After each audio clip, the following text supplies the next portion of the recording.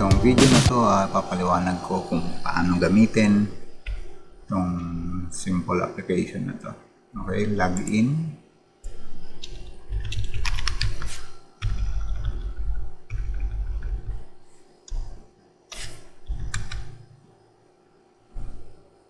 Okay, ganito ang interface niya. Simpleng-simple to.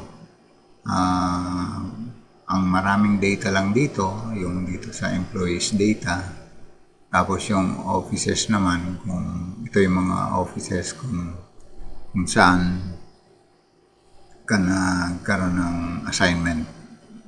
Pwede kasing iba-ibang office or iba-ibang school yung napuntahan mo dahil sa promotion or transfer. Then yung signatories lang to nung service record. Then yung backup. Okay, dito lang tayo sa employees data. Ito mayroon akong sample na nilagay dito. I-edit nyo na lang kung isa kayo sa gumagamit ngayon ito. I-edit nyo na lang yung pangalan, yung employee ID. Gawin nyo na lang yung employee ID kung numeric naman yung employee number nyo. Gawin nyo na lang pareho yung number. Para ano siya, hindi nakakalito. Tapos yung, siyempre yung information na, focus lang tayo rito sa paglalagay ng information ng bawat employee. Yan dito sa area na to. Yun ang gagawin natin. Ano naman to, madali lang to kasi pipilapan lang natin kung ano yung information ng bawat empleyado. Yan, last name, first name, middle name, birthday, saan yung lugar, pinanganak, civil status, yan, married, single, employee type, teaching or non-teaching, then saang station ka or office. Yan, meron akong tatlo rito, school, high school and elementary. Pero ito, nandun makikita, bago mo makita dito, nandito yan sa offices. Set up nyo muna rito. Kasi kung walang laman to, walang makikita dito sa office dito, station. Okay. Then yung employment status, permanent, casual, coterminous, yan. Then yung original appointment, lagay nyo yung date dito. Bawa ito, April 30, 1998. Yan yung original appointment. Then yung status, dapat active. Agency employer number, lagay nyo rin. Kung gagamitin nyo, may district, although optional to. Yung iba kasi may nag-request na maglagay daw ako ng district or division station code. Ayan, kaya may sample ako rito. O, yan lang yung lalagay natin sa bawat empleyado. Tapos, after nyan, dito na tayo maglalagay. Dito muna tayo focus. Tapos, dun sa kanyang employment record. O, original date niya, appointment April 30, 1998. December 31, 1998. Ang designation niya dyan ay teacher 1. Select lang natin. Ito yung mga positions. Yan. Ano naman to. I-search nyo lang kung ano niya. Position. Yan, makikita naman pag tinype nyo yung administrative, yan, administrative officer, kita yan. Pero pag teacher, T, type nyo lang, teacher 1. Tapos step 1, salary halimbawa ay 29, 1, 2, 3. Dito tayo sa Masiga Elementary School. Yan. Itong branch, kahit blanco na yan, separation blanco. Yung nature of action, original appointment, ito yung mga choices naman niya. Permanent promotion, transfer, leave without pay, suspension, yan. Ito yung ano niya. Nilagay ko lang dyan. Original appointment, then status, permanent. Ang pwede nyo ilagay dito, effectivity, 4/30/1998. Yan yung kanyang start. Pwede ka maglagay dito ng remarks.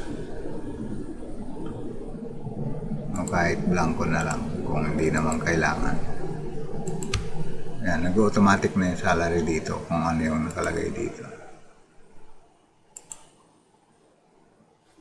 O pag ganyan, dito makikita nyo may number of years in service. Blanco pa yan. Pero pag nag-close ako para mag-refresh, close ko lang siya, balikan ko. Yan, may 8 months na rito. 8 months na itong count dito. Okay, maglagay ulit ako ng January 1, 1999. Kasi 98 na to, January 1999. Kailangan walang bungi yan. Walang overlapping din. Mali na yun pag nag-overlap. Mali ng computation. Hanggang December 31, 99. Naging ano siya, teacher 2. Yan, naging grade 12 na siya. Step 1. 32, 1, 2, 3. Sample lang. Doon pa rin siya. Tapos dito, promotion yun. Select natin, promotion. Tapos, permanent. Yan, pwede ka mag-remark dito. Effectivity ng promotion niya ay January 1, 1999. January 1, 1999. Last remark, promotion. Yan.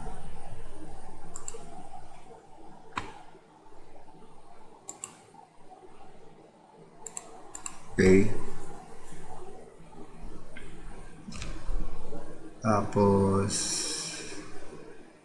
January 1 ulit. 2000 na. 99, 2002. Lagay ko yung ano.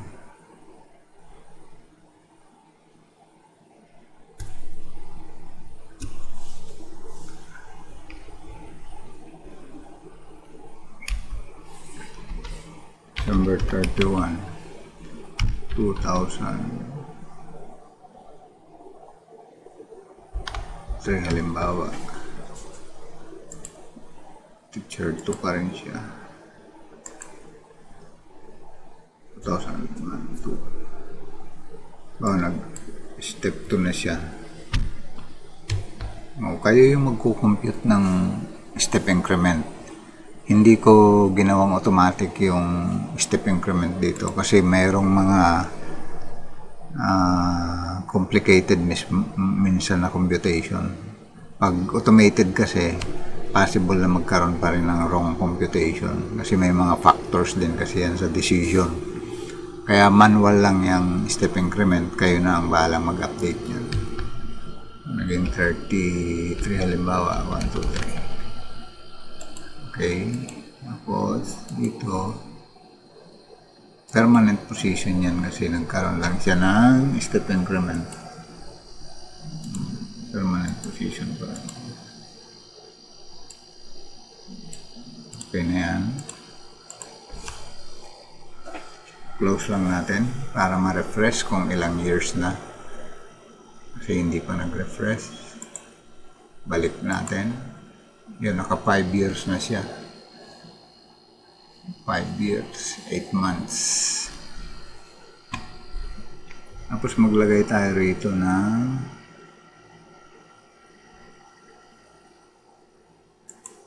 another January 1, 2004 na.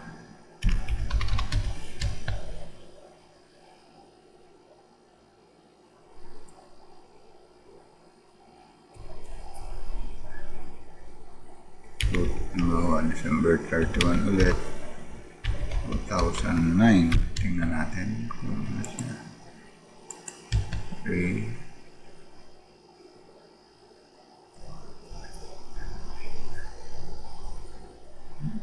Naging step 4 siya. 35, 1, 2, 3. Estimate lang to hindi siya realistic. Tingnan ulit natin kung ilang years na. Naka 11 years na siya. Okay, ganyan lang yan. Tapos, dito muna tayo nagpo-focus.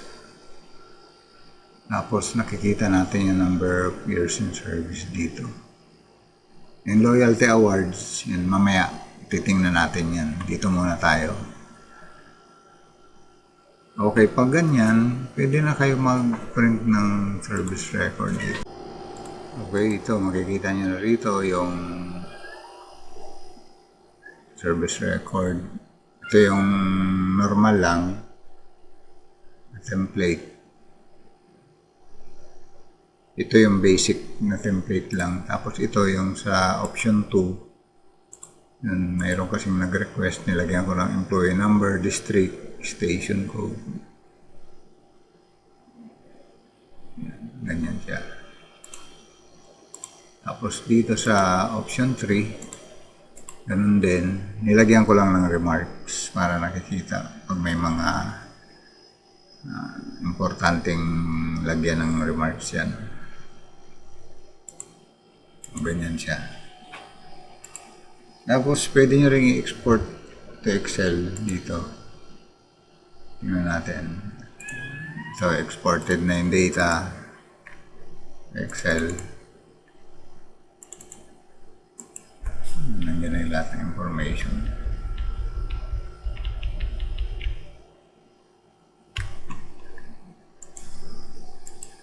Pag kailangan lang.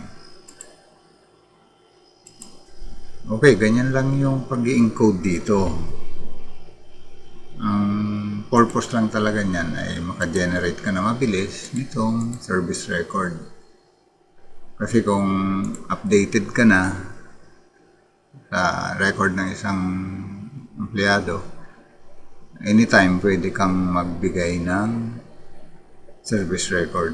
Hindi na yung gagawa ka pa dun sa Excel. Nandito na. Kasi piprint mo na lang yan. Basta updated lahat ng information dito, yung kanyang kung may mga promotion dyan, mga step increment, dapat updated yan.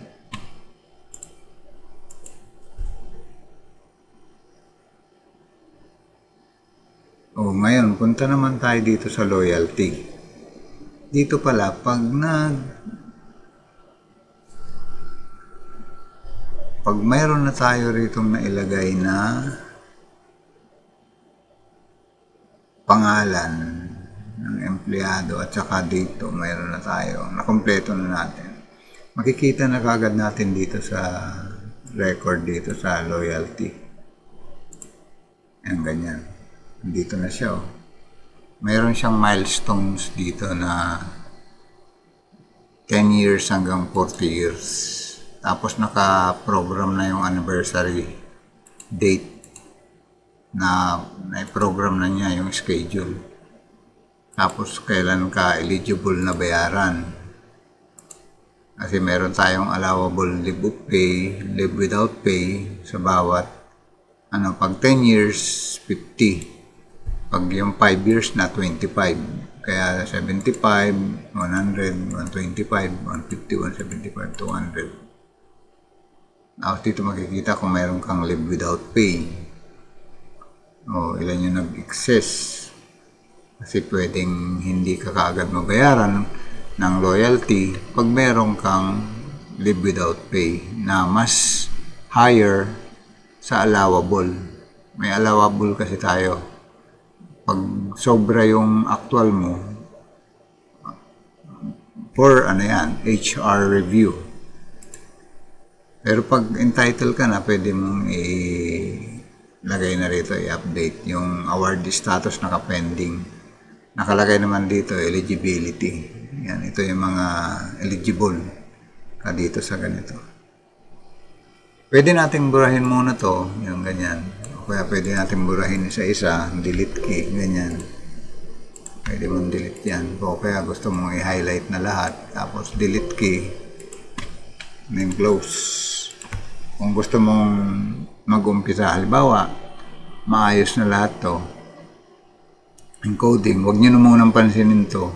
Kasi, every time na mag-encode ka ng employee dito, may tatapatan nyo rito. Pag clinose kasi ito, clinose ko na. Pag binuksan ulit, di ba dinilit ko na yung table ng loyalty.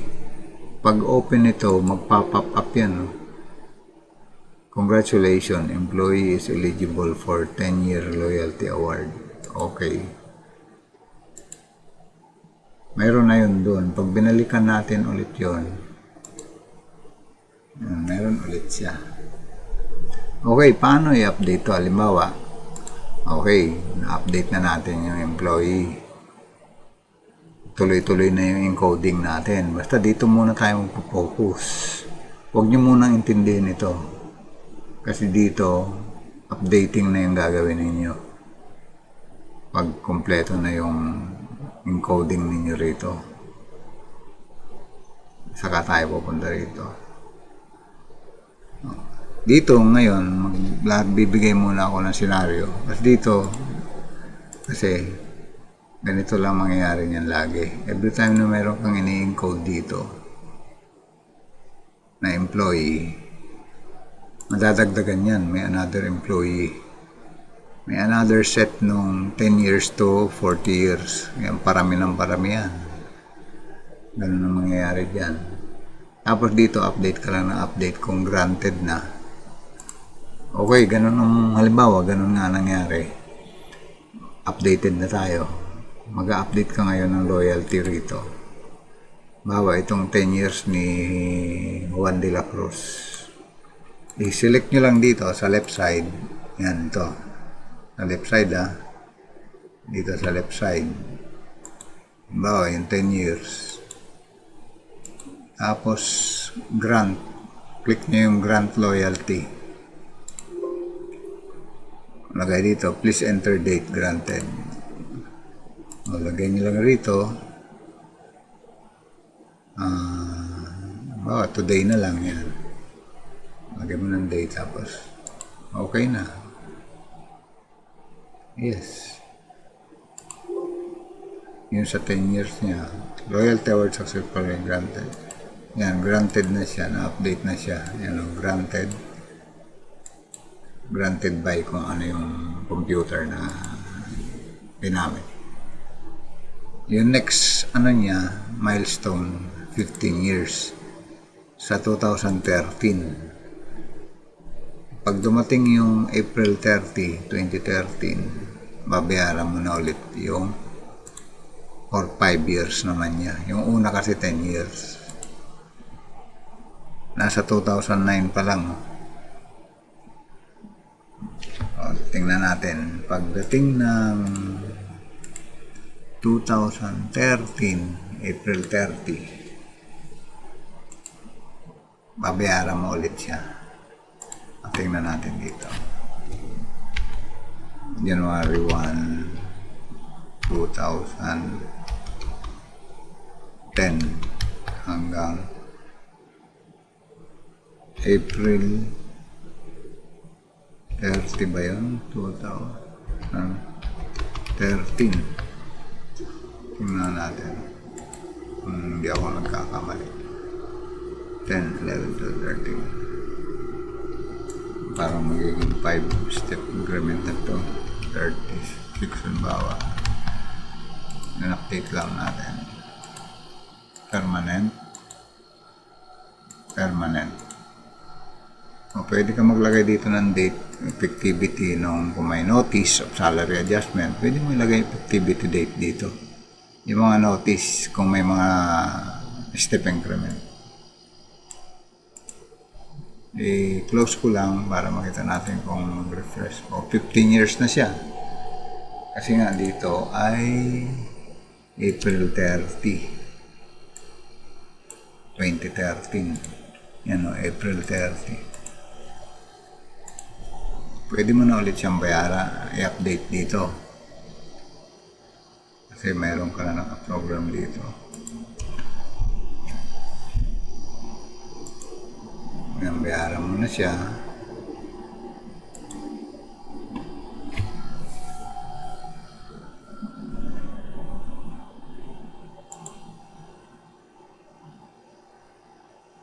Lagay ko na dito sa day. Yan, granted. Granted na siya. Okay. Ganun lang. Pag na-update mo na yan, mag-aantay ka ulit para dun sa 2018 naman.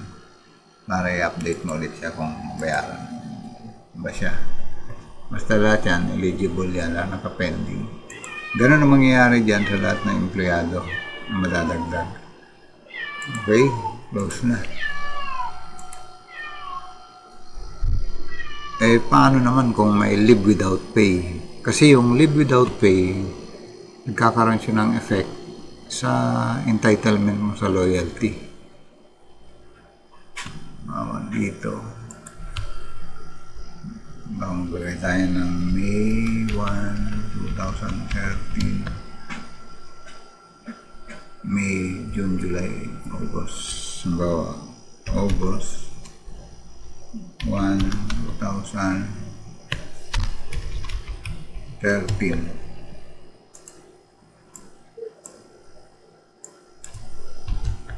Search 1, 2, 3. Ito, live without pay. Live without pay ito. Status nito. Para lang malaman natin na live without pay.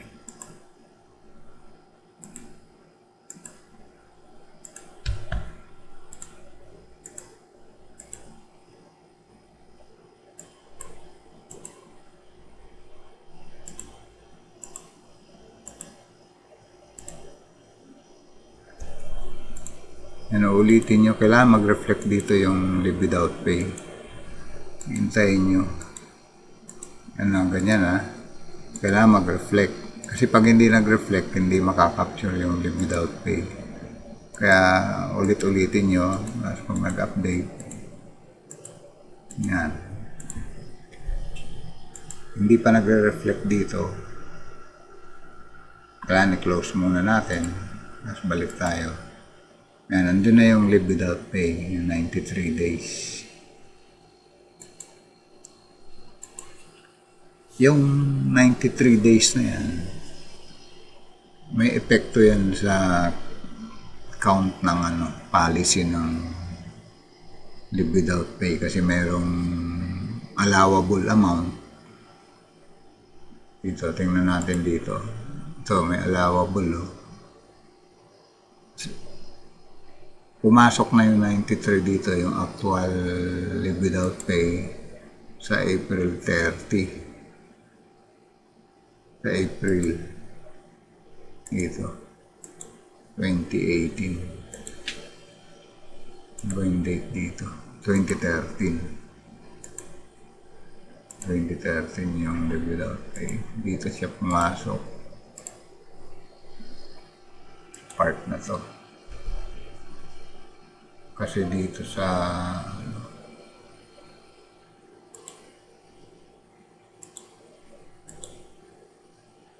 tama, April 30. Anniversary date para sa 20 years. Mag-aantay tayo rito sa 20 years. Dito nakikita yung allowable, 100. Actual. Yan. Ganyan lang yung updating yan. Okay. Pwede nyo rin i-export to sa Excel. Click nyo lang dito. Tapos ito na yung data niya.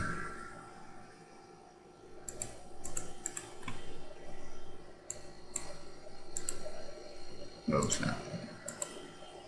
Ayan, ganyan lang yung gagawin ninyo. Updating dito. Dapat makikita nyo yan pag naka-live without pay. Dapat nakikita dito. Appointment number, lagay nyo rin kung importante yung appointment number. Tapos yung mga importante lagyan ng remarks. Para pag nag-print kayo rito, nakikita rin dito yung remarks. Nakikita rin yung LWOP dito sa status. Kasi nandito ngayon, nakikita yung live without pay na 93 days. Yan, para may epekto kasi ito sa dito sa creditable service. Okay. Okay, yan lang yung sa Employee Service Record Generator. Okay, maraming salamat.